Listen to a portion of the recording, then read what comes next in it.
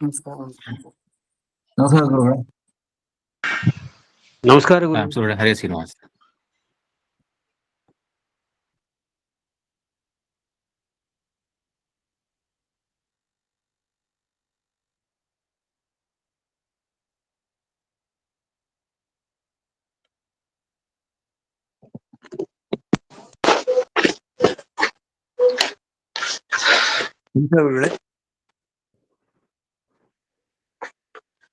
ಸುಮತಿಭಿರನುಮೇಯಂ ಶುಭ್ರಕಾಯಂ ಸಖಾಯಂ ಸುಖಮಜಮನಪಾಯಂ ಮುಕ್ತ್ಯುಪಾಯಂ ವಿಮಾಯಂ ಬೃಹಜಮಹಮಮೇಯಂ ಛೇಜಮಾಂನಾಜಗೇಯಂ ಸದಜಮಸದಜೇಯಂ ಶ್ರೀಸಹಾಯಂ ಭಜೇಯಂ ತಪಸ್ವಾಧ್ಯಾಯ ಶುಶ್ರೂಷಾ ಕೃಷ್ಣಪೂಜಾರತಂ ಮುನಿಂ ವಿಶ್ವೇಶಮಿಷ್ಟದಂ ವಂದೇ ಪರಿವ್ರಾಟ್ ಚಕ್ರವರ್ತಿನಂ.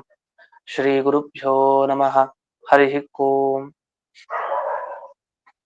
ಶ್ರಿಯಃ ಪತ್ಯೇ ನಿತ್ಯ ಗಣಿತ ಗುಣಮಾಣಿಕ್ಯ ವಿಶದ ಪ್ರಭಾ ಜಾಲೋಲ್ಲಾಸೋಪಹತ ಸಕಲಾವದ್ಯತಮಸೆ ಜಗಜ್ಜನ್ಮಸ್ಥೇಮ ಪ್ರಳಯ ರಚನಾಶೀಲ ವಪುಷೆ ನಮೋ ಶೇಷಾಂನಾಯ ಸ್ಮೃತಿ ಹೃದಯ ದೀಪ್ತಾಯ ಹರಯೇ ಯೇನ ಪ್ರಾದುರಭಾವಿ ಭೂಮಿ ವಲಜೆ ವ್ಯಸ್ತಾರಿಗೋ ಸಂತತಿ ಪ್ರಾಬೋಧಿಶ್ರುತಿ ಪಂಕಜಂ ಕರುಣಯಾ ಪ್ರಾಕಾಶಿತತ್ವಂ ಪರಂ ಧ್ವಾಂತಂ ಧ್ವಂಸಮನಾದಿ ಸಾಧುನಿಕರಶ್ಚಾಕಾರಿ ಸನ್ಮಾರ್ಗಗಃ ತೇನ ವ್ಯಾಸ ದಿವಾಕರೇಣ ಸತತಂ ಮಾತ್ಯಾಜಿ ಮೇ ಮಾನಸಂ ವ್ಯಾಪ್ತಿರ್ಯಸ್ಯ ನಿಜೇ ನಿಜೇ ನಮಃ ಸ ಪಕ್ಷೇ ಸಪಕ್ಷೇ ಸ್ಥಿತಿಃ ವ್ಯಾವೃತ್ತಿಶ್ಚ ವಿಪಕ್ಷತೋಥ ವಿಷಜೆ ಸಕ್ತಿರ್ನ ವೈಬಾಧಿತೆ ನೈವಾಸ್ತಿ ಪ್ರತಿಪಕ್ಷಯುಕ್ತಿರತುಲಂ ಶುದ್ಧಂ ಪ್ರಮಾಣಂ ಸಮೇ ಭೂಯಾತ್ ತತ್ವವಿದಿರ್ಣಜಾಯ ಭಗವಾನ್ ಆನಂದತೀರ್ಥೋ ಮುನಿಃ ಭವತಿ ಯದನುಭಾವಾತ್ಯೇಡಮೂಕೋऽಪಿ ವಾಗ್ಮಿ ಜಡಮತಿರಪಿ ಜಂತುರ್ಜಾಯತೆ ಪ್ರಾಜ್ಞಮೌಲಿಃ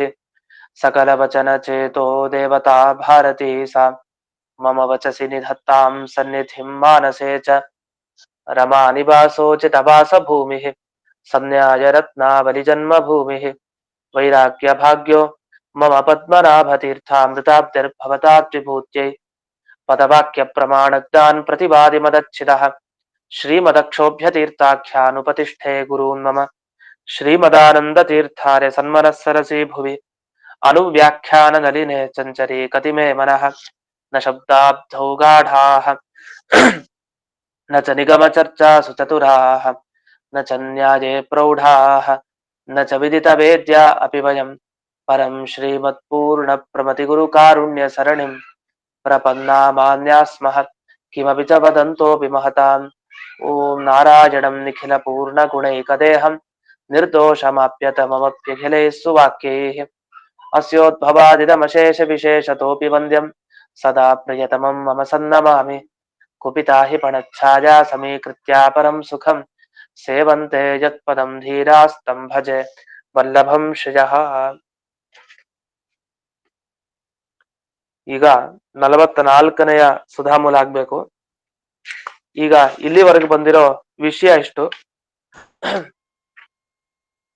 ಜೀವ ತಾನು ಭಗವಂತನ ಪ್ರತಿಬಿಂಬ ಅಂತ ಅನಿಸ್ಕೊಳ್ತಾನೆ. ನಾವು ಅವತ್ತಿನಿಂದ ಇಲ್ಲಿವರೆಗೂ ಕೇಳಿದ್ದು ಇದೇ ವಿಷಯ. ಏನು? ನಾವೆಲ್ಲ ಜೀವರು ಯಾರ್ಯಾರಿದ್ದೀವಿ, ನಾವೆಲ್ಲ ಭಗವಂತನ ಪ್ರತಿಬಿಂಬ ಅಂತ ಕೇಳ್ತಾ ಇದೀವಿ. ಆ ಪ್ರತಿಬಿಂಬ ಅಂತ ಹೇಳಲಿಕ್ಕೆ ಮುಜುಗರ ಪೂರ್ವ ಪಕ್ಷಿಗೆ. ಯಾಕೆಂದ್ರೆ ಪ್ರತಿಬಿಂಬ ಅಂತ ಒಪ್ಪಿದ್ರೆ ಒಂದಿಷ್ಟು ಗುಣ ಇರ್ಬೇಕು. ಈಗ ಉದಾಹರಣೆಗೆ ಸೂರ್ಯನ್ ತಗೊಂಡಾಗ ಸೂರ್ಯನ ಪ್ರತಿಬಿಂಬ ಎಲ್ಲಿ ಕಾಣುತ್ತೆ? ನೀರಿನಲ್ಲಿ ಸೂರ್ಯನ ಪ್ರತಿಬಿಂಬ ಕಾಣ್ತಾ ಇದೆ. ಜೊತೆಗೆ ಕನ್ನಡಿಯ ಮುಂದೆ ನಾವು ನಿಂತಾಗ ಕನ್ನಡಿಯಲ್ಲಿ ನಮ್ಮ ಮುಖ ಕಾಣ್ತಾ ಇದೆ, ಪ್ರತಿಬಿಂಬ. ಇದೆಲ್ಲ ಪ್ರತಿಬಿಂಬ ಅಂತ ಎಲ್ಲೆಲ್ಲಿ ನೋಡ್ತಾ ಇದೀವಿ, ಇದೆಲ್ಲ ಒಂದು ಉಪಾಧಿ ಅಂತ ಇದೆ. ಇದು ಪ್ರಧಾನ ವಿಚಾರ. ಉಪಾಧಿ ಯಾವುದು ಜೀವನಿಗೆ? ಜೀವನಿಗೆ ಯಾವ್ದು ಕನ್ನಡಿ, ಯಾವ್ದು ನೀರು, ಏನಿದೆ ಜೀವನಿಗೆ? ಅವನು ಭಗವಂತನ ಪ್ರತಿಬಿಂಬ ಅಂತ ಹೇಳ್ತೀರಿ. ಹಾಗಾದ್ರೆ ಭಗವಂತ ಒಂದ ಆಕಾಶದಲ್ಲಿ ಸೂರ್ಯನ ತರ ಇರ್ಬೇಕು, ಆಗ ಜೀವ ನೀರಿನಲ್ಲಿ ಕಾಣ್ಬೇಕು. ಭಗವಂತ ಯಾವ್ದೋ ಕನ್ನಡಿ ಮುಂದೆ ನಿಂತ್ಕೊಳ್ಬೇಕು, ಕನ್ನಡಿ ಮುಂದೆ ನಿಂತ್ರೆ ಆಗ ಕನ್ನಡಿಯಲ್ಲಿ ಜೀವ ಕಾಣ್ಬೇಕು. ವಾಸ್ತವಿಕವಾಗಿ ಕನ್ನಡಿ ತರ ನಿಂತ್ರೆ ಪರಮಾತ್ಮನೇ ಕಾಣ್ಬೇಕಲ್ಲ, ಅವನ ಮುಖ ಅವನು ಕಾಣುತ್ತೆ, ಜೀವ ಹೇಗ್ ಕಾಣ್ತಾನೆ ಅಂತ ಇದೆಲ್ಲ ಪ್ರಶ್ನೆಗಳು ಬರತ್ ಸಹಜ. ಅದಕ್ಕೆ ಈ ಹಿಂದಿನ ಪ್ಯಾರದಲ್ಲಿ ಏನು ಉತ್ತರ ಕೊಟ್ರು? ಇಲ್ಲ, ಅದು ಎರಡು ತರ ಆ ಜೀವನಿಗೆ ಉಪಾಧಿ ಇದ್ದೇ ಇದೆ, ಜೀವನಿಗೂ ಉಪಾಧಿ ಇದ್ದೇ ಇದೆ. ಆದ್ರೆ ಆ ಉಪಾಧಿ ಕನ್ನಡಿ ನಾಶ ಹೊಂದೋ ತರ, ಕನ್ನಡಿನ ಒಡೆದು ಹಾಕ್ಬಿಡ್ಬೋದು ನಾವು, ಅಥವಾ ನೀರು ಖಾಲಿ ಆಗೋ ರೀತಿ ಮಾಡ್ಬೋದು. ಆಮೇಲೆ ನಮ್ಮ ಮುಖ ನಮಗೆ ಅದ್ರಲ್ಲಿ ಕಾಣಲ್ಲ. ಕನ್ನಡಿ ಒಡೆದು ಹಾಕಿದಾಗ್ಲೂ ನಮ್ಮ ಮುಖ ನಮಗೆ ಕಾಣಲ್ಲ.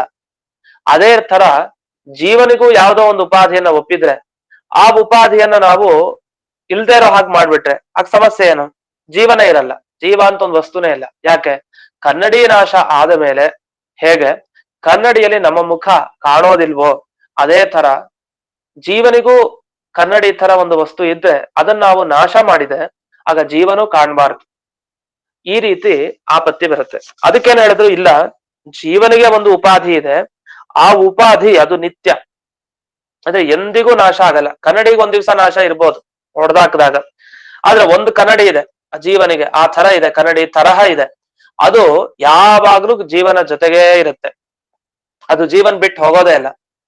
ಸೊ ಹಾಗಾದ್ರೆ ಏನ್ ಒಳ್ಳೇದಾಯ್ತು? ಜೀವ ಯಾವಾಗ್ಲೂ ಕೂಡ ಆ ಉಪಾಧಿಯ ಮುಖಾಂತರ ಕಾಣ್ಬೋದು, ಅವ್ನ್ ಪ್ರತಿಬಿಂಬ ಆಗ್ಬೋದು ಭಗವಂತನಿಗೆ. ಸರಿ, ಇಷ್ಟ ಹೇಳಿ ಭಗವಂತನ ಪ್ರತಿಬಿಂಬ ಜೀವ ಅಂತ ಸಾಧನೆ ಮಾಡಿದ್ರು, ಎಡವಟ್ಟೇನಾಯ್ತು ಅಂದ್ರೆ ಈ ಉಪಾಧಿ ಇರೋವರೆಗೂ ಕೂಡ ಏನಾಯ್ತು, ಯಾವಾಗ್ಲೂ ಜೀವ ಇರ್ಲೇಬೇಕು ಅಂತ ಆಯ್ತು. ಅಂದ್ರೆ ಅವನ ದೇಹ ಯಾವಾಗ್ಲೂ ಇರುತ್ತೆ ಅಂತ ಆಯ್ತು. ಯಾವಾಗ ಅವನಿಗೆ ದೇಹ ಯಾವಾಗ್ಲೂ ಇರುತ್ತೆ ಅಂತ ಆಯ್ತು, ಒಂದು ದಿವ್ಸ ಮೋಕ್ಷಕ್ಕೆ ಹೋಗ್ತಾನೆ ಅಂತ ಇಲ್ಲ. ಈ ತರ ಎಡವಟ್ಟಾಯ್ತು. ಅದಕ್ಕೋಸ್ಕರ ಏನ್ ಮಾಡಿದ್ರು, ಇಲ್ಲ ಉಪಾಧಿ ಅಂದ್ರೆ ಅದು ಯಾವ್ದು ಬೇರೆ ಉಪಾಧಿ ಅಂತಲ್ಲ, ಇಲ್ಲಿ ಉಪಾಧಿ ಅನ್ನೋ ಶಬ್ದದಿಂದ ಅವನ ಸ್ವರೂಪನೇ ತಗೊಳ್ಬೇಕು. ಜೀವನ ಸ್ವರೂಪ ಏನಿದೆ, ನಮ್ಮ ಸ್ವರೂಪ ನಮ್ದೇನಿದೆ ಆ ಸ್ವರೂಪನೇ ನಿಜವಾಗಿ ಉಪಾಧಿ. ಹೊರಗೆ ಒಂದು ಉಪಾಧಿ ಇದೆ, ಇದು ಒಳಗಿನ ಉಪಾಧಿ. ಹೊರಗಿನ ಉಪಾಧಿ ಅಂದ್ರೆ ಈ ದೇಹ, ಇಂದ್ರಿಯ, ಅಂತಃಕರಣ, ಇವೆಲ್ಲ ಉಪಾಧಿ. ಇವೆರಡು ಉಪಾಧಿಗಳು ಏನ್ ಮಾಡುತ್ತೆ, ಈ ಒಳಗಡೆ ಇರುವಂತಹ ಉಪಾಧಿ ನಮ್ಮ ಜ್ಞಾನ ಬರ್ಲಿಕ್ಕೆ ಕಾರಣ ಆಗತ್ತಷ್ಟೇ ಒಂದು ದಿವಸ. ಇನ್ನೊಂದು ನಮ್ಮ ಜ್ಞಾನ ಬರದೆ ವಿಪರೀತ ಜ್ಞಾನಕ್ಕೆ ಕಾರಣ ಆಗುತ್ತೆ. ಯಾವ್ದು ಈ ಅಂತಃಕರಣ ಎಲ್ಲ ಹಾಗೆ ಮಾಡೋದು, ಅದು ನಮ್ಮ ಜ್ಞಾನ ಬರೋ ತರ ನಮಗ್ ಮಾಡೋದಿಲ್ಲ. ಹೀಗೆ ಅದರ ವಿವರಣೆ ಮಾಡ್ತಾ ಬಂದ್ರು. ಕೊನೆಗೆ ಒಂದ್ ಲೈನು ನಿಂತಿತ್ತು. ಏನು ಕೊನೆಯ ಲೈನು ಅಂದ್ರೆ, ನಿರುಪಾಧಿ ಪ್ರತಿಬಿಂಬ. ಇದು 43ನೇ ಸುಧಾಮುದ್ರಲ್ಲಿದೆ. 44ನೇದು ಪ್ರಾರಂಭ ಮಾಡೋ ಮುಂಚೆ ಒಂದ್ ಲೈನ್ ಉಳ್ಕೊಂಡಿದೆ. ನಿರುಪಾಧಿ ಪ್ರತಿಬಿಂಬ ವಾಚೋ ಯುಕ್ತಿರಪಿ ಬಾಹ್ಯೋಪಾಧ್ಯಧೀನತ್ವ ಅಭಿಪ್ರಾಯೇಣ ನೇತವ್ಯ ಇತಿ ಅಂತ ಹೇಳಿದ್ದಾರೆ.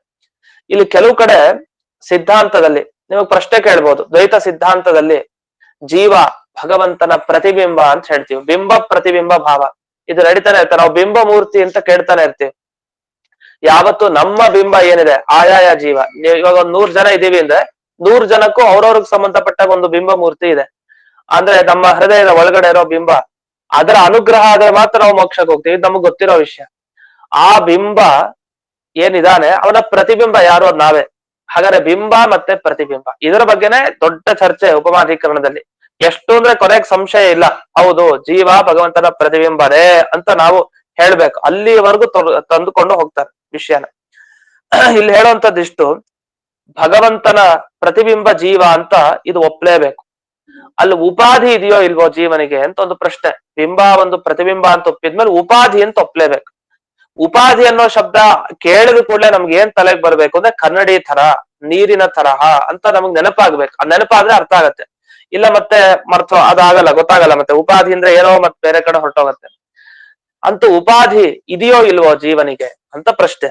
ಅದಕ್ಕೆ ಕೆಲವು ಕಡೆ ಏನ್ ಮಾಡಿದ್ದಾರೆ, ಇಲ್ಲ ಅವನು ಪ್ರತಿಬಿಂಬ, ಭಗವಂತನ ಪ್ರತಿಬಿಂಬ ಅಂತ ಒಪ್ತೀವಿ.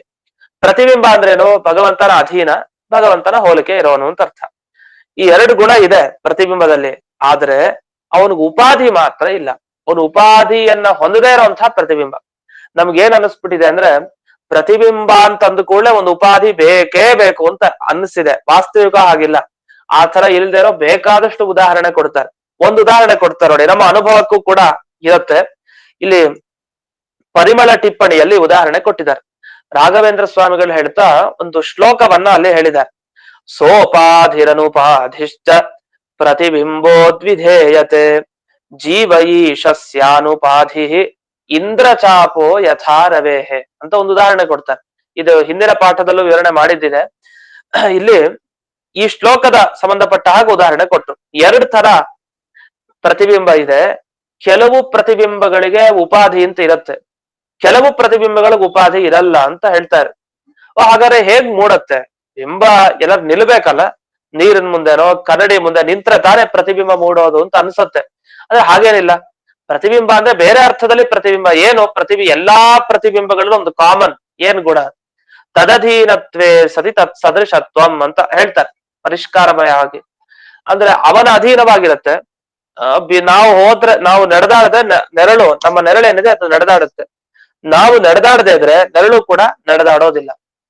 ನಾವು ಕನ್ನಡಿ ಮುಂದೆ ನಿಂತು ಆಚೆ ಈಚೆ ಕೈ ಎತ್ತೋದು ಅಥವಾ ಮುಖವನ್ನ ತಲೆ ಬಾಗ್ಸೋದು ಇದೆಲ್ಲ ಮಾಡಿದ್ರೆ ಅಲ್ಲೂ ಕೂಡ ಅದು ಹಾಗೆ ಮಾಡುತ್ತೆ ಕನ್ನಡಿಲಿರೋದು. ನಾವ್ ಹೇಗ್ ಮಾಡ್ತೀವಿ ಹಾಗ್ ನಮ್ಮ ಅಧೀನ ಅದು. ಜೊತೆಗೆ ನಮ್ಮ ಹೋಲಿಕೆ ನಮ್ ಥರನೇ ಇರತ್ತದು. ವ್ಯತ್ಯಾಸ ಏನೋ ಎಡ ಬಲ, ಬಲ ಎಡ, ಈ ತರ ಒಂದು ವ್ಯತ್ಯಾಸ ಇರುತ್ತೆ ಸ್ವಲ್ಪ. ಅದ್ ಯಾಕೆಂದ್ರೆ ಬೇರೆ ಅಂತ ಗೊತ್ತಾಗ್ಬೇಕಲ್ಲ ಆ ತರ, ಅದಕ್ಕೋಸ್ಕರ. ಇಷ್ಟಾಗಿ ಇವರು ಒಂದು ಹೇಳೋದು, ಕನ್ನಡಿ ನೀರಿನ ಇಲ್ಲದೆ ಹೋದ್ರು ಒಂದು ಪ್ರತಿಬಿಂಬ ಅಂತ ಕರಿತೀವಂತೆ. ಎಲ್ಲಿ ಅಂದ್ರೆ ರವೇಹೇ ಯಥಾ ಇಂದ್ರಚಾಪಃ, ಸೂರ್ಯ ಇದ್ದಾನೆ, ಸೂರ್ಯ ಮತ್ತೆ ಕಾಮನ ಬಿಲ್ಲು. ಇಂದ್ರಚಾಪ ಅಂದ್ರೆ ಕಾಮನ ಬಿಲ್ಲು ಅಂತ ಅರ್ಥ. ನಾವು ಆಕಾಶದಲ್ಲಿ ಯಾವಾಗಲಾರೊಮ್ಮೆ ಅಪರೂಪಕ್ಕೆ ಕಾಮನ ಬಿಲ್ಲನ್ನು ನೋಡ್ತೀವಿ. ಎಷ್ಟು ಬಣ್ಣ ಅದಕ್ಕೆ ನಮಗೆ 7 ಬಣ್ಣ ಅಂತ ಹೇಳ್ತಾ ಇರ್ತೀವಿ ಕಾಮನ ಬಿಲ್ಲು. ಅದಿರ್ಲಿ, ಶಾಸ್ತ್ರದ ಪ್ರಕಾರ ಈಗ ಇಲ್ಲಿ ಉದಾಹರಣೆ ನಮ್ಗೆ ಏನ್ ಬಂದಿದೆ ಅಂದ್ರೆ, ಸೂರ್ಯ ಏನಿದೆ ಅಲ್ಲ, ಸೂರ್ಯನ ಪ್ರತಿಬಿಂಬ ಕಾಮನ ಬಿಲ್ಲು ಅಂತ ಬಂದಿದೆ. ಯಥಾ ರವೇಹೇ ಇಂದ್ರಚಾಪಃ, ಸೂರ್ಯನ ಪ್ರತಿಬಿಂಬ ಯಾವುದು ಅಂದ್ರೆ ಕಾಮನ ಬಿಲ್ಲು ಅಷ್ಟೇ. ಸೂರ್ಯನ ಪ್ರತಿಬಿಂಬ ಕಾಮನ ಬಿಲ್ಲು ಅಂದ್ರೆ ನಮಗ್ ಗೊತ್ತಿದೆ ಆ ಕಾಮನ ಬಿಲ್ಲು ಬರೋದು ಹೇಗೆ ಇತ್ಯಾದಿಗಳ ವಿಚಾರ. ಇದ್ರ ಬಗ್ಗೆ ನಮ್ಗೆ ವಿಶೇಷವಾಗಿ ಈ ತಾತ್ಪರ್ಯ ಚಂದ್ರಿಕಾ ಗ್ರಂಥ, ಅಂದ್ರೆ ಇವರು ವ್ಯಾಸರಾಜರು ಬರೆದ ಚಂದ್ರಿಕಾ ಗ್ರಂಥ ಇದೆಯಲ್ಲ, ಆ ಚಂದ್ರಿಕಾ ಗ್ರಂಥದಲ್ಲಿ ಈ ಇಂದ್ರಚಾಪ ಇದ್ರ ಬಗ್ಗೆ ಎಲ್ಲ ಚೆನ್ನಾಗಿ ವಿವರಣೆ ಕೊಟ್ಟಿದ್ದಾರೆ, ಇಂದ್ರಚಾಪದ ಬಗ್ಗೆ. ಅಂತೂ ಇರ್ಲಿ, ಅದು ಬಂದಾಗ ಮತ್ತೆ ಸಂದರ್ಭ ಬಂದಾಗ ನೋಡೋಣ. ಇಲ್ಲಿ ಈ ಇಂದ್ರಚಾಪ ಏನು ದೃಷ್ಟಾಂತ ಕೊಡ್ತಾರೆ, ಈ ಇಂದ್ರಚಾಪದಲ್ಲಿ ಉಪಾಧಿ ಇಲ್ಲ, ಉಪಾಧಿ ಇಲ್ಲದೆ ಬಿಂಬ ಪ್ರತಿಬಿಂಬ ಇಷ್ಟೇ ಇದೆಯಂತೆ. ಇದನ್ನ ಇವರು ಇಲ್ಲಿ ಉದಾಹರಣೆ ಕೊಡ್ತಾರೆ. ಹಾಗಾಗಿ ಆ ಉದಾಹರಣೆಯ ರೀತಿಯಲ್ಲಿ ಪರಮಾತ್ಮರ ಪ್ರತಿಬಿಂಬ ಅದು ಯಾರು ಅಂತಂದ್ರೆ ಅದು ಜೀವ. ಇಷ್ಟು ಉಪಾಧಿ ಇದೆಯಾ? ಇಲ್ಲ. ಅದು ಸೂರ್ಯನ ಕಾಮನ ಬಿಲ್ಲಿನಂತೆ, ರವೇಹ ಯಥಾ ಇಂದ್ರಚಾಪ ಅದರಂತೆ ಅಂತ ಉದಾಹರಣೆ ಕೊಟ್ಟು. ಇಷ್ಟ ಆದ್ಮೇಲೆ ವಾಚೋಯುಕ್ತಿ ಅಂತ ಒಂದು ಶಬ್ದ ಬಳಸ್ತಾರೆ. ವಾಚೋಯುಕ್ತಿ ಅನ್ನೋ ಶಬ್ದ ಸಾಮಾನ್ಯವಾಗಿ ವಾಗ್ಯುಕ್ತಿ ಅಂತ ಆಗ್ಬೇಕು. ಆತರ ಸಂಸ್ಕೃತದಲ್ಲಿ ಶಬ್ದ ಇಲ್ವಲ್ಲ ಅಂತ ಒಂದು ಪ್ರಶ್ನೆ ಮಾಡ್ಕೊಂಡು ಅದಕ್ಕಿಲ್ಲ, ಇಲ್ಲ ಆ ಥರನೂ ಶಬ್ದ ಇದೆ, ಅದನ್ನ ನಾವು ಒಪ್ಪಬೇಕು ಅಂತ ಹೇಳಿ ಅದರ ಸಮರ್ಥನೆಯನ್ನು ಕೂಡ ಮಾಡಿದ್ದಾರೆ. ಇದೇ ಸಂದರ್ಭದಲ್ಲಿ ಆ ಭಾಗವತದ ಮಾತು ಕೂಡ ಬರುತ್ತೆ. ಇನ್ನೇನ್ ಮುಂದೆ ಮೊದಲನೇ ಸ್ಕಂದದಲ್ಲೇ 13ನೇ ಅಧ್ಯಾಯದಲ್ಲಿ ಆ ಮಾತು ಬರುತ್ತೆ ಅಂತ ಇಲ್ಲಿ ಪರಿಮಳದಲ್ಲಿ ಉಲ್ಲೇಖ ಮಾಡಿದ್ದಾರೆ. ಅದ್ ನೆನ್ಪಿಟ್ಕೊಂಡಿದೆ. ಈ ಸುಧಾ ಭಾಗ, ಆ ಭಾಗವತದ ಆ ಉಪಾಧಿ ಅನ್ನೋ ವಿಚಾರ ಬಂದಾಗ ಇದನ್ನ ಅಲ್ಲಿ ಪರಿಮಳದಲ್ಲಿ ಹೇಳಿದ್ರು ರಾಯರು ಅಂತ. ಅಂತೂ ಈ ಭಾಗ ಅಲ್ಲಿ ಬರುತ್ತೆ. ಜೊತೆಗೆ 4ನೇ ಸ್ಕಂದ ಭಾಗವತ ತಾತ್ಪರ್ಯ ಕೇಳಿದಾಗ್ಲೂ ಆ ವಿಷಯ ಬರುತ್ತಂತೆ. ಅಲ್ಲಿ ಬಂದಾಗ್ಲೂ ನೆನಪಿಸ್ಕೊಬೇಕು, ಉಪಮಾಧಿಕರಣದಲ್ಲಿ, ಸುಧಾದಲ್ಲಿ, ಟಿಪ್ಪಣಿಯಲ್ಲಿ, ಅದು ಪರಿಮಳದಲ್ಲಿ ರಾಯರು ಬರೆದಿದ್ದಾರೆ ಅಂತ ಹೀಗೆ ನೆನಪಿಸ್ಕೊಳ್ಬೇಕು. ಆಗ ನೆನಪಾದ್ರೆ ಬಹಳ ವಿಶೇಷ. ಅಂತೂ ಇಲ್ಲಿವರೆಗೆ ಏನಾಯ್ತು, ಪ್ರತಿಬಿಂಬ ಇಲ್ಲ ಅಂತ ಎಲ್ಲಾದ್ರೂ ಶಾಸ್ತ್ರದಲ್ಲಿ ಕೇಳ್ತೀವಿ ಅಂದ್ರೆ ಅದಕ್ಕೆ ಅರ್ಥ ಇಷ್ಟೇ, ಈ ಹೊರಗೆ ದೇಹ ಮನಸ್ಸು ಎಲ್ಲ ಏನೇನ್ ಇದೆಯಲ್ಲ ನಮ್ಗೆ, ಇದರ ಅಧೀನವಾಗಿ ಜೀವ ಇರಲ್ವಂತೆ. ಯಾಕೆ ಒಂದು ದಿವಸ ದೇಹ ಹೊರಟೋಗತ್ತೆ. ಹೊರಟೋಗೋ ದೇಹ ನಮ್ಮನ್ನೇನ್ ಬಂಧಿಸದಿಡೋದು ಎಷ್ಟು ದಿವಸ? ಸಾಧ್ಯ ಇಲ್ಲ, ಒಂದು ದಿವಸ ಹೋಗ್ಲೇಬೇಕಲ್ಲ. ಆದ್ರಿಂದ ಎಲ್ಲೆಲ್ಲಿ ಈ ಜೀವನಿಗೆ ಪ್ರತಿಬಿಂಬತ್ವ ಒಪ್ಪಿದ್ರು, ಅವನೊಂದು ಭಗವಂತನ ಪ್ರತಿಬಿಂಬ ಅಂತ ಒಪ್ಪಿದ್ರು, ಅವ್ರಿಗೆ ಉಪಾಧಿನೇ ಇಲ್ಲ ಅಂತ ಏನಾದ್ರು ಮಾತು ಬಂದ್ರೆ ಅದಕ್ಕೆ ಅಭಿಪ್ರಾಯ ಇಷ್ಟು, ಹೊರಗಿನ ಉಪಾಧಿಯ ಅಧೀನತೆಗೆ ಅವನು ಒಳಪಟ್ಟಿರಲ್ಲ. ಹೊರಗಿನ ಉಪಾಧಿ ಅಂದ್ರೆ ಈ ಮನಸ್ಸು, ದೇಹ, ಇಂದ್ರಿಯ ಇದೆಲ್ಲ ಒಂದು ದಿವಸ ನಶ್ವರ ಆದ್ರಿಂದ ಹೋಗುತ್ತೆ. ಆದ್ರಿಂದ ಸಂಪೂರ್ಣ ಅದರ ಅಧೀನತೆಗೆ ಅವನು ಒಳಪಟ್ಟಿರೋದಿಲ್ಲ ಅಂತ. ಇಷ್ಟ ಆದ್ಮೇಲೆ ಒಂದು ವಾಕ್ಯಾರ್ಥ ರತ್ನಮಾಲ ಟಿಪ್ಪಣಿ ಇದೆ. ಈ ಟಿಪ್ಪಣಿಯಲ್ಲಿ ತುಂಬಾ ದೊಡ್ಡದಾಗಿ ಒಂದು ವಿಚಾರ ಬರೆದಿದ್ದಾರೆ. ಉದ್ದ ಒಂದು 15 ಲೈನ್ಗಿಂತ ಹೆಚ್ಚಿಗೆ ಇದೆ ವಿಷಯ. ಈ ವಿಷಯವನ್ನ ಒಂದು ಸಂದರ್ಭ ಬಂದಾಗ ಹೇಳ್ತೀನಿ. ಸದ್ಯಕ್ಕೆ ಇದನ್ನ ಬಿಟ್ಟು ಹೋಗಿರ್ತೀನಿ ನಾನು. ಇಲ್ಲಿ ಒಂದು 3-4 ಪ್ಯಾರ ಆದ್ಮೇಲೆ ಒಂದು ಬೇರೆ ವಿಷಯ ಬರುತ್ತೆ. ಆ ಬೇರೆ ವಿಷಯ ಶುರು ಆಗೋ ಮುಂಚೆ ಈ ವಿಷಯ ಹೇಳ್ತೀನಿ. ನಾನು ಮರೆತ್ರೆ ಒಮ್ಮೆ ಜ್ಞಾಪಿಸ್ರಿ. ಇದಾದ ಮೇಲೆ ಮುಂದೆ ಸುಧಾ ಮೂಲಕ ಹೋಗೋಣ. 44ನೆಯ ಶ್ಲೋಕ, 44ನೆಯ ಇದು ಪ್ಯಾರ ಶುರು ಆಗುತ್ತೆ.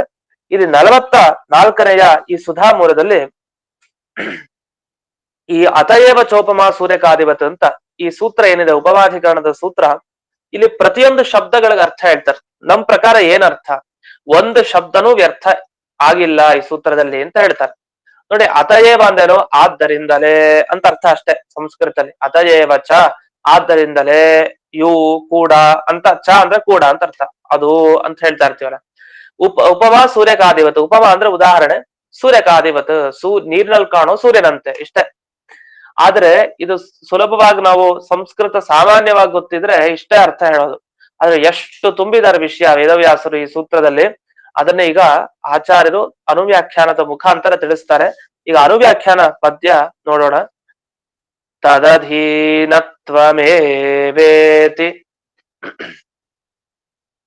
ಕಿಂಚಿತ್ ಸಾದೃಶ್ಯಮೇವ ಚ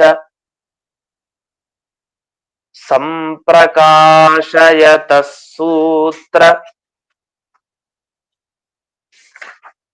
ಈ ಗತೌ ಅಂತ ಮುಂದೆ ಒಂದೇ ಶಬ್ದ ಉಳ್ಕೊಳ್ಳುತ್ತೆ. ಅದನ್ನ ಮುಂದೆ ಅಂದ್ರೆ 47ನೆಯ ಸುಧಾಮೂಲದಲ್ಲಿ ಅದ್ರ ಮುಂದೆ ವರದ ಭಾಗ ಹಾಕಿದ್ದಾರೆ, ಅದನ್ನ ಗಮನಿಸಿ.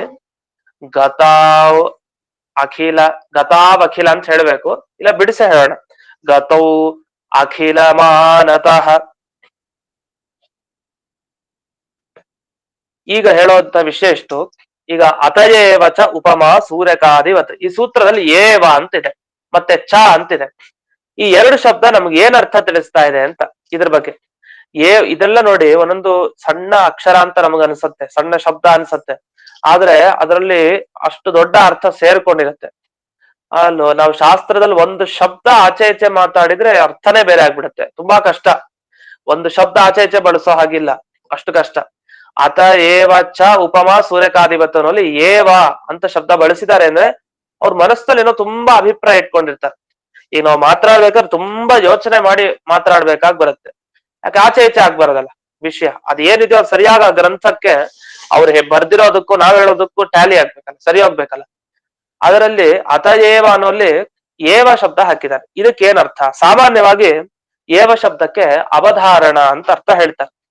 ಅವಧಾರಣ ಅಂತಂದ್ರೆ ಮಾಡ್ಲೇಬೇಕು ಅಂತ. ಸಂಧ್ಯಾವಂದನಂ ಕರ್ತವ್ಯಮೇವ, ಸಂಧ್ಯಾವಂದನೆ ಮಾಡ್ಲೇಬೇಕು ಅಂತ ಅಂತ ಒತ್ತೀವಲ್ಲ, ಅವಧಾರಣ.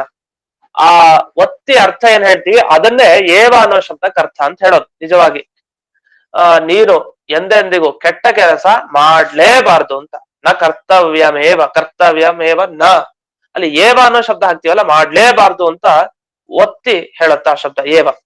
ಹಾಗಾದ್ರೆ ವೇದವ್ಯಾಸರಲ್ಲಿ ಅತ ಏವ ಅಂದೇನೋ ಆದ್ದರಿಂದಲೇ, ಈ ಕಾರಣದಿಂದಲೇ ಅಂತ ಒತ್ತಾ ಇದ್ದಾರೆ. ಯಾವ ಅರ್ಥದ ಬಗ್ಗೆ ಅವರ ದೃಷ್ಟಿ ಇದೆ ಅಂತ ಗಮನಿಸ್ಬೇಕು. ಜೊತೆಗೆ ಇನ್ನೊಂದು, ಈ ಚ ಅಂತ ಒಂದು ಶಬ್ದ ಹಾಕ್ತಾರೆ, ಅತ ಏವ ಚ. ಈ ಚ ಅನ್ನೋ ಶಬ್ದ ಯಾವಾಗ ಹಾಕ್ತಾರೆ ಅಂದ್ರೆ, ಈ ಕೆಲ್ಸ ಮಾಡು, ಈ ಕೆಲ್ಸನೂ ಜೊತೆಗೆ ಮಾಡು, ಈ ಕೆಲ್ಸನೂ ಜೊತೆಗೆ ಅಂತ ಅರ್ಥ ಹೇಳ್ತೀವಲ್ಲ, ಅದು ಚ ಅನ್ನೋ ಶಬ್ದಕ್ಕೆ ಅರ್ಥ. ಅದನ್ನ ಸಮುಚ್ಚಯ ಅಂತ ಕರೀತಾರೆ. ಅಂದ್ರೆ ಪಠ, ಸಮ್ಯಕ್ ಪಠ, ಚೆನ್ನಾಗಿ ಓದು, ಸಮ್ಯಕ್ ಭೋಜನಂಚ ಕುರು, ಚೆನ್ನಾಗಿ ಊಟನೂ ಮಾಡು. ಬರೀ ಚೆನ್ನಾಗಿ ಓದೋದ್ ನಿಜ, ಊಟನೂ ಚೆನ್ನಾಗಿ ಮಾಡ್ಬೇಕು ಅಂತ. ಅಲ್ಲಿ ಭೋಜನವನ್ನೂ ಚೆನ್ನಾಗಿ ಮಾಡ್ಬೇಕು ಅಂತ ಏನ್ ಅರ್ಥ ಹೇಳ್ತೀವಲ್ಲ, ಅನ್ನೂ ಅಂತ, ಅದನ್ನ ಇಲ್ಲಿ ಚ ಅನ್ನೋ ಶಬ್ದಕ್ಕೆ ಅರ್ಥ. ಅದನ್ನ ಸಮುಚ್ಚಯ ಅಂತ ಕರೀತಾರೆ. ಬರೀ ಸ್ನಾನ ಮಾಡೋದಷ್ಟೇ ಇರದೆ ಊಟ ಅದನ್ನೂ ಸೇರಿಸ್ಕೋ ಅಂತ, ಅದನ್ನ ಸಮುಚ್ಚಯ ಅಂತ ಕರೀತಾರೆ, ಇದೊಂದು ಸೇರಿಸ್ಕೊಳ್ಳೋದನ್ನ.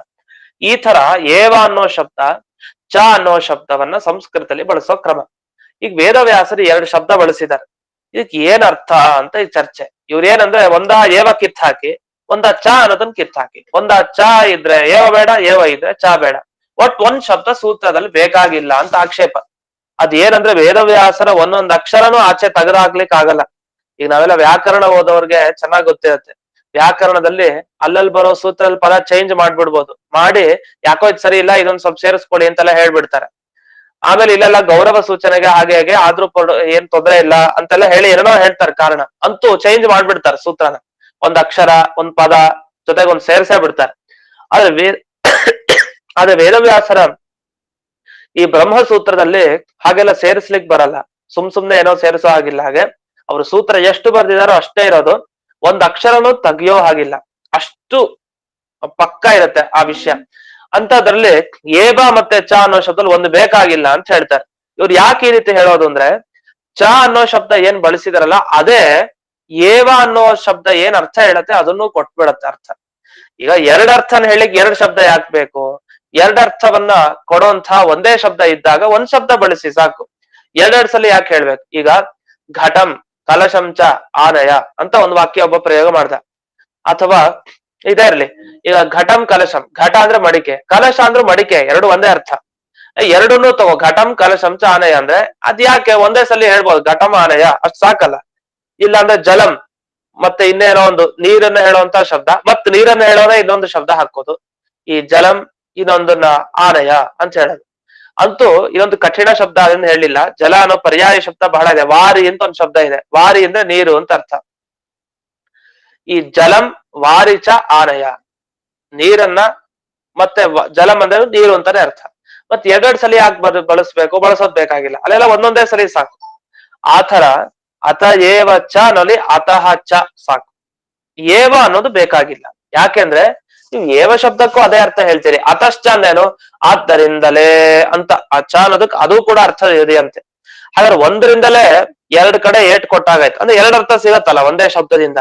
ಅದರಿಂದ ಏವ ಅನ್ನೋ ಶಬ್ದ ಯಾಕೆ ಬೇಕಾಗಿದೆ ಅಂತ ಒಂದು ಪ್ರಶ್ನೆ. ಜೊತೆಗೆ ಚ ಅನ್ನೋ ಶಬ್ದ ಏನ್ ಹೇಳ್ತಾ ಇದೆ ಅಂದ್ರೆ ಅದು ಜೀವ ಭಗವಂತನ ಪ್ರತಿಬಿಂಬ ಆಗಿದ್ದಾನೆ ಅನ್ನೋದನ್ನು ತಗೊಳ್ಬೇಕಂತೆ ವಿಷಯ. ಅದನ್ನು ತಿಳಿಸ್ತಾ ಇದೆ ಚ ಶಬ್ದ ಅಂತ ಹೇಳ್ತಾರೆ. ಅಂತೂ ಇಷ್ಟು ಆಕ್ಷೇಪಕ್ಕೆ ಇವ್ರು ಉತ್ತರ ಕೊಡ್ತಾರೆ. ಇಲ್ಲ, ಸೂತ್ರದಲ್ಲಿರೋ ಎರಡು ಶಬ್ದನೂ ಮುಖ್ಯ ಬೇಕು. ಅದರ ಅನುವ್ಯಾಖ್ಯಾನದಲ್ಲಿ ಆಚಾರ್ಯರು ಈ ಶ್ಲೋಕದ ಮುಖಾಂತರ ತಿಳಿಸಿದ್ದಾರೆ. ಏನು? ತದಧೀನತ್ವಮೇವೇತಿ ಕಿಂಚಿತ್ ಸಾದೃಶ್ಯಮೇವಚ್ಚ ಸಂಪ್ರಕಾಶಯತಃ ಸೂತ್ರ ಗತೌ. ಸೂತ್ರದಲ್ಲಿ ಗತೌ ಅಂದ್ರೆ ಇರುವಂತಹ ಎರಡು ಶಬ್ದ, ಒಂದು ಚ ಮತ್ತೊಂದು ಏವ. ಈ ಎರಡು ಶಬ್ದಗಳು ಎರಡು ಅರ್ಥವನ್ನ ಹೇಳುತ್ತೆ. ಯಾವುದು? ನಮಗೆ ಪ್ರತಿಬಿಂಬ ಅಂದ್ರೆ ಏನು? ಆಗ್ಲೇ ಹೇಳಿದೆ, ತದಧೀನತ್ವ ತತ್ ಸದೃಶತ್ವ. ಭಗವಂತನ ತರಹ ಇರೋದು, ಭಗವಂತನ ಹೋಲಿಕೆ ಇರೋದು ಒಂದು ಭಗವಂತನ ಅಧೀನತೆಗೆ ಒಳಪಟ್ಟಿರ್ಬೇಕು, ಎರಡಂಶ. ತದಧೀನತ್ವ ತತ್ ಸದೃಶತ್ವ. ಭಗವಂತನ ಹೋಲಿಕೆ ಅಂದ್ರೆ ಅದು ಸ್ವಲ್ಪ ಮಾತ್ರ. ಅದು ಎಂಥ ಹೋಲಿಕೆ? ಅವನು ಒಬ್ಬ ಚೇತನ, ಅವನಿಗೂ ಜ್ಞಾನ ಇರುವಂತವನು, ಅವನು ಕೂಡ ನಾವು ಜ್ಞಾನ ಇರುವಂತವ್ರು ಅಷ್ಟೇ. ಅಲ್ಲಿ ಪರಿಪೂರ್ಣತೆಯಲ್ಲೆಲ್ಲ ವ್ಯತ್ಯಾಸ ಇದೆ. ನಮ್ಮ ಜ್ಞಾನ ತುಂಬಾ ಅಲ್ಪ, ಅವನು ಪೂರ್ಣ, ಅವನು ಪರಿಪೂರ್ಣ, ಆ ರೀತಿ ಎಲ್ಲ ಇದೆ. ಅಂತೂ ಇರ್ಲಿ, ಸ್ವಲ್ಪ ಚೇತನ, ಅವನು ಒಬ್ಬ ಚೇತನ, ನಾವು ಚೇತನ, ನಾವು ಅವತ್ತಿನಿಂದಿದ್ದೀವಿ, ಅವನು ಅವತ್ತಿನಿಂದ ಇದ್ದಾನೆ ಅಷ್ಟೇ. ಇಷ್ಟೇ ಹೋಲಿಕೆ. ಇದು ಎಲ್ಲ ದೈತ್ಯರಿಂದ ಹಿಡಿದು ಎಲ್ಲರಿಗೂ ಸಮಾನ. ಇದು ಭಗವಂತನ ಹೋಲಿಕೆ ದೈತ್ಯರಲ್ಲಿದ್ಯಾ, ಅಸುರರಲ್ಲಿದ್ಯಾ, ದಾನವರಲ್ಲಿದ್ಯಾ? ಇದೆ ಅಂತ ಹೇಳ್ಬೇಕು ನಾವು, ಅದೇನ್ ತಪ್ಪಿಲ್ಲ. ಮತ್ತೆ ನಮ್ಮಲ್ಲಿದ್ಯಾ ಭಗವಂತನ ಹೋಲಿಕೆ? ಇದೆ. ಯಾರಲ್ಲಿಲ್ಲ ಭಗವಂತನ ಹೋಲಿಕೆ? ಎಲ್ಲರಲ್ಲೂ ಇದೆ. ಯಾಕಂದ್ರೆ ಎಲ್ಲರೂ ಭಗವಂತನ ಪ್ರತಿಬಿಂಬ. ಪ್ರತಿಬಿಂಬ ಅಂದ್ಮೇಲೆ ಹೋಲಿಕೆ ಇರ್ಬೇಕು. ಆದ್ರೆ ಹೋಲಿಕೆ ಯಾವ ಅಂಶ ತಗೊಂಡು ಹೇಳ್ತೀವಿ ಅದು ಮುಖ್ಯ. ಅವನ್ ತರ ಶಕ್ತಿ ದೈತ್ಯರಿಗಿದೆ ಅಂದ್ರೆ ಹೋಯ್ತು, ಅವಾಗ ಅಜ್ಞಾನ ಬಂತು ಅಂತ ಅರ್ಥ. ನಮ್ಗೆ ಅಜ್ಞಾನ ಇದೆ ಅಂತ. ಅವನ ತರ ಅವನು ಒಬ್ಬ ಚೇತನ, ಅವನು ಅನಾದಿ ಕಾಲದಿಂದ ಇದ್ದಾನೆ, ಇವನು ಅನಾದಿ ಕಾಲದಿಂದ ಇದ್ದಾನೆ. ಇಂಥ ಹೋಲಿಕೆಗಳು ಇದ್ದೇ ಇದೆ. ಅಂತೂ ಈ ತರ ಎರಡು ಅರ್ಥವನ್ನು ತಿಳಿಸ್ಲಿಕ್ಕೆ ಎರಡು ಶಬ್ದ ಬೇಕು. ಒಂದು ಏವ ಶಬ್ದ ಒಂದ್ ಅರ್ಥ ಹೇಳ್ತಾ ಇದೆ, ತದಧೀನತ್ವಮೇವ ಅಂತ ಏವ ಅನ್ನೋ ಶಬ್ದ ಹೇಳ್ತಾ ಇದೆ. ಅಂದ್ರೆ ಭಗವಂತನ ಅಧೀನನಾಗಿರೋನನ್ನೇ ಭಗವಂತನ ಪ್ರತಿಬಿಂಬ ಅಂತ ಕರೆಯೋದು. ಇದನ್ನ ಹೇಳಿಕ್ ಒಂದು ಏವ, ಅತ ಏವ ಅಂತ. ಚ ಅನ್ನೋದು ಯಾಕೆ ಬಂತು ಅಂದ್ರೆ ಅವನ ಹೋಲಿಕೆ ಇರೋದ್ರಿಂದಲೇ ಜೀವನು ಭಗವಂತನ ಪ್ರತಿಬಿಂಬ. ಈ ಸಾದೃಶ್ಯ ಹೋಲಿಕೆ ಅನ್ನೋ ಅರ್ಥ ಹೇಳಿಕ್ ಇನ್ನೊಂದು ಚ ಅನ್ನೋ ಶಬ್ದ. ಹಾಗಾದ್ರೆ ಏನಾಯ್ತು? ಎರಡು ಶಬ್ದ ಎರಡರ್ಥ ಹೇಳಲಿಕ್ ಬಂತು. ಅದಕ್ಕೋಸ್ಕರನೇ ಪ್ರತಿಬಿಂಬ ಅಂದ್ರೆ ಹೀಗೆ ಅವನ ಹೋಲಿಕೆ, ಅವನ ಅಧೀನತೆ, ಇವೆರಡಿದ್ರೆ ಮಾತ್ರ ಆಗ ಬಿಂಬ ಪ್ರತಿಬಿಂಬ ಭಾವ ಕೂಡ್ಲಿಕ್ಕೆ ಸಾಧ್ಯ ಅಂತ ಇಷ್ಟು ಬಂತು. ಇನ್ನು ಮುಂದೆ ಕೂಡ ಬಹಳಷ್ಟು ವಿಚಾರ ಇದೆ, ಮತ್ತೆ ನಾಳೆ ದಿವಸ ನೋಡೋಣ ಅಂತ ಹೇಳ್ತಾ ಇಂದಿನ ಪಾಠವನ್ನ ಅಸ್ಮದ್ ಗುರುವಂತರ್ಗತ ವ್ಯಾಸತೀರ್ಥ ಗುರುವಂತರ್ಗತ ಭಾರತೀರಮಣ ಮುಖ್ಯ ಪ್ರಾಣ ಅಂತರ್ಗತ ಶ್ರೀಮನ್ಮೂಲ ಗೋಪಾಲ ಕೃಷ್ಣನಿಗೆ ಅರ್ಪಣೆ ಮಾಡ್ತೇವೆ. ಶ್ರೀಕೃಷ್ಣ ಅರ್ಪಣ. ನಮಸ್ಕಾರ. ನಮಸ್ಕಾರ ಆಚಾರ್ಯ. ನಮಸ್ಕಾರ ಗುರು. ಆಚಾರ್ಯ ನಮಸ್ಕಾರ. ಹಾ, ನಮಸ್ಕಾರ ಮಾಡ್ತೀನಿ ಆಚಾರ್ಯ. ಈ ಅದಿನಲ್ಲಿ ಒಂದೇ ಸೂತ್ರ ಅಷ್ಟು ವ್ಯಾಕರಣ ಏನ್ ಹೇಳಿ? ಒಂದೇ ಸೂತ್ರ ಅಲ್ಲ. ಈ ಅಧಿಕರಣದಲ್ಲಿ ಏವಸ ಉಪಮಾ ಸೂರ್ಯಗಾದಿವಚ್ಚ ಓಂ ಬರ್ತಲ್ಲ, ಒಂದೇ ಒಂದು ಸೂತ್ರ ತಾನಿದು. ಹೌದೌದು ಹೌದು ಒಂದೇ ಸೂತ್ರ ತಾನಿದು. ಅತಯವ ಹೌದು. ಹಾ ಹಾ, ಅದಕ್ಕೆ ವಿವರಣೆ ಮಾಡ್ತಾ ಇದ್ದಾರೆ. ಹೌದು ಆಚಾರ್ಯ ನಮಸ್ಕಾರ. ಅದಕ್ಕೆ ಇಷ್ಟು ವಿವರಣೆ ಆಗ್ತದೆ. ಆಚಾರ್ಯ ನಮಸ್ಕಾರ. ಹಾ, ಹೇಳಿ ಹೇಳಿ. ಇದು ಚ ಅಂದ್ರೆ ಆಂಡ್ ಅಂತೂ ತಗೋತಾರಲ್ಲ, ಯಾವಾಗ ಯಾವಾಗ ಅವ್ಯ ಆಂಡ್ ಅಂತೂ ಆಗ್ತದಲ್ಲ. ಅದೇ ಅದನ್ನೇ ಹೇಳಿದ್ದು, ಅದನ್ನೇ ಸಮುಚ್ಚಯ ಅಂದ್ರೆ ಅದೇ. ಅಂದ್ರೆ ವಿಷಯಾನುಸಾರ ತಗೋಬೇಕಲ್ಲ, ಆಂಡ್ ಆಗ್ತದೆ ಮತ್ತೆ ಆಲ್ಸೋ. ಆ ವಿಷಯಾನುಸಾರನೇ ತಗೊಳ್ಳೋದು, ಕರೆಕ್ಟ್. ಆಮೇಲೆ ಏವಂ ಅಂದ್ರೆ ಇದರ ಹಂತೆ ಹಿಂಗ ಆಗ್ತಲ್ಲ, ಏವಂ ಅಂದ್ರೆ ಇದರ ಹಂತೆ ಈಗತೆ ಹಿಂಗ ಆಗ್ತದ. ಹೌದು ಹೌದು. ಲೈಕ್ ದಿಸ್ ಅಂತೀವಲ್ಲ ನಾವು. ಹೌದು ಹೌದು. ನಿಮ್ಗೆ ಅಭಿನಂದನೆ 300 ದಿವಸ ಅದು 300 ಪಾಠ ನಿಮಿತ್ತ ನಿಮ್ಗೆ ಹಾರ್ದಿಕ ಅಭಿನಂದನೆ, ಶುಭಾಶಯಗಳು. ಹಿಂಗೆ ನಿಮ್ದು ಜ್ಞಾನ ಅಭಿವೃದ್ಧಿ ನಮ್ದು ಮಾಡ್ರಿ ಅಂತ ದೇವರ ಕಡೆ ಪ್ರಾರ್ಥನಾ ಬೇಡ್ಕೋತೀವಿ. ನಮಸ್ಕಾರ. ಆಚಾರ್ಯ, ಇಲ್ಲಿ ಇಂದ್ರಚಾಪದಲ್ಲಿ ಆ ನೀರಿನ ಕಣಗಳ ಮೇಲೆ ರವಿ ರಶ್ಮಿಗಳು ಬೀಳ್ತಾವಲ್ಲ, ಅದೇ ಉಪಾಧಿ ಅಂತ ಹೇಳ್ಬೋದಲ್ಲ? ಇಲ್ಲ, ಅದನ್ನ ಹಾಗೆ ಹೇಳಲ್ಲ ಅವರು. ಸೈನ್ಸ್ ಪ್ರಕಾರ ಏನಂತ ಹೇಳ್ತಾರ ಅವರು, ಸೈನ್ಸ್ ಅಲ್ಲಿ ನೀರಿನ ಕಣಗಳ ಮೇಲೆ ಬೀಳತ್ತೆ. ಅದೇನಂದ್ರೆ ಅದು ಏನಂದ್ರೆ ಸೂರ್ಯನ ಅದು ನಿಜವಾಗಿ ಏನ್ ಬಣ್ಣ ಬೀಳತ್ತಲ್ಲ ಇಂದ್ರ ಚಾಪದಲ್ಲಿ, ಆ ಬಣ್ಣ ಎಲ್ಲ ಇರೋದು ಇದ್ರಲ್ಲೇ, ಯಾವ್ದು ಸೂರ್ಯನಲ್ಲೇ ಪೂರ್ತಿ. ಆ ಸೂರ್ಯನಲ್ಲಿರೋ ಬಣ್ಣನೇ ವ್ಯಕ್ತ ಆಗತ್ತಷ್ಟೇ, ಅದು ಪೂರ್ಣ ಅದಕ್ಕೋಸ್ಕರ ನೇರವಾಗಿ ಅದೇ ಇರೋದು ಅಂತ, ಸೂರ್ಯನಲ್ಲೇ ಇದ್ದದ್ದೇ ಹೊರಗ್ ಬರೋದು ಅಂತ ಹೇಳ್ತಾರೆ. ಅಲ್ಲ, ಆ ಟೈಮ್ನಾಗ ಯಾಕೆ ಮಾತ್ರ ಅವ ಮಾತ್ರ ಯಾಕೆ ವ್ಯಕ್ತ ಆಗ್ತದೆ ಅಂದ್ರೆ ರೀಸನ್ ಬೇಕಲ್ಲ, ಒಂದು ಅಲ್ಲಿ ನೀರಿಂದ ಇದಿರ್ತದೆ ಅಂತ ಕಣಗಳು. ಸುಮ್ನೆ ಅದನ್ನ ಉಪಾಧಿ ಸ್ಥಾನದಲ್ಲಿ ಕೂಡಿಸಲ್ಲ ಅವರು, ಅದು ಆಶ್ರಯ ಅನ್ನೋ ಸ್ಥಾನದಲ್ಲಿ ಕೂಡಿಸ್ತಾರೆ. ಉಪಾಧಿ ಅನ್ನೋದ ಹೇಳಲ್ಲ ಆ ಶಬ್ದ. ಆಶ್ರಯ, ಆಶ್ರಯಗೂ ಉಪಾಧಿ ಡಿಫರೆನ್ಸ್ ಇದೆ ಹಾಗಾದ್ರೆ. ವ್ಯತ್ಯಾಸ ಇದೆ ಅಲ್ವಾ. ಆಶ್ರಯವಾದದ್ದೆಲ್ಲ ಉಪಾಧಿ ಆಗ್ಬೇಕು ಅಂತಿಲ್ಲ. ಈಗ ನಾವು ನೆಲದ ಮೇಲೆ ಕೂತಿದೀವಿ, ನಮ್ಗ್ ನೆಲ ಆಶ್ರಯ, ಅದು ಉಪಾಧಿ ಅಲ್ಲ. ರೆಫ್ಲೆಕ್ಟ್ ಆಗಲ್ಲ. ಆಗಲ್ಲ ಅಂತ. ಹೌದು. ನಾವು ನೆಲದ ಮೇಲೆ ಕೊಡ್ತೀವಿ, ನಾವು ದರ್ಭಗಳು ಹಾಕಿದ್ರೆ ಅದು ಉಪಾಧಿ ಆಗ್ತದೆ ನಮ್ದು. ಇಲ್ಲ, ದರ್ಭ ಎಲ್ಲ ಉಪಾಧಿ ಆಗಲ್ಲ. ಇಲ್ಲಲ್ಲ, ಅವ್ರು ಹೇಳ್ದಲ್ಲ ರಿಫ್ಲೆಕ್ಟ್ ಆಗಲ್ಲ ಅಂತ. ಅಂದ್ರೆ ಇದು ನೀರಿನ ಕಣಗಳು ಇಲ್ಲಿದ್ರು ಕೂಡ ಅದು ರಿಫ್ಲೆಕ್ಟ್ ಆಗ್ತಾರಂತಲ್ಲ, ಅದು ಹೇಗೆ ಸಂದರ್ಭ ಹೇಗೆ? ಯಾವಾಗ್ಲೂ ಯಾವಾಗ್ಲೂ ಆಗಲ್ಲ. ಅಲ್ಲ, ಅದಿರ್ಬೋದು, ಒಂದು ನೆಪ ನಿಮಿತ್ತ ಅಷ್ಟೇ ಅದು. ಈ ತರ ಈಗ ನಾವ್ ಹೇಗೆ ನೀರಿನಲ್ಲಿ ಹೇಗೆ ಹೇಳ್ತೀವಲ್ಲ, ನೀರಿನಲ್ಲೇ ಕಾಣೋದು ಅಂತ, ಆ ತರ ವಿಶೇಷವಾಗಿ ಉಪಾಧಿ ಸ್ಥಾನ ಮಾನ ಕೊಟ್ಟಿಲ್ಲ ಶಾಸ್ತ್ರದಲ್ಲಿ. ಆ ಚಂದ್ರಿಕಾದಲ್ಲಿ ಇದೆ, ತುಂಬಾ ವಿವರ ಇದೆ ಅದಕ್ಕೆ. ಇಂದ್ರಜಾಬ್ ಯಾವಾಗ್ಲೂ ಕಾಣಿಸ್ಬೋದಾಯ್ತು ಹಾಗಾದ್ರೆ, ಇನ್ನು ಇದಿಲ್ಲ ಅಂದ್ರೆ ಅದೇ ಒಂದ್ ನಿಮಿತ್ತ ಅಷ್ಟೇ, ನಿಮಿತ್ತ ಅಂತ ಆ ಸ್ಥಾನ ಮಾನ ಕೊಡ್ತಾರೆ ಅಷ್ಟೇ. ಆಯ್ತು, ನಮಸ್ಕಾರ.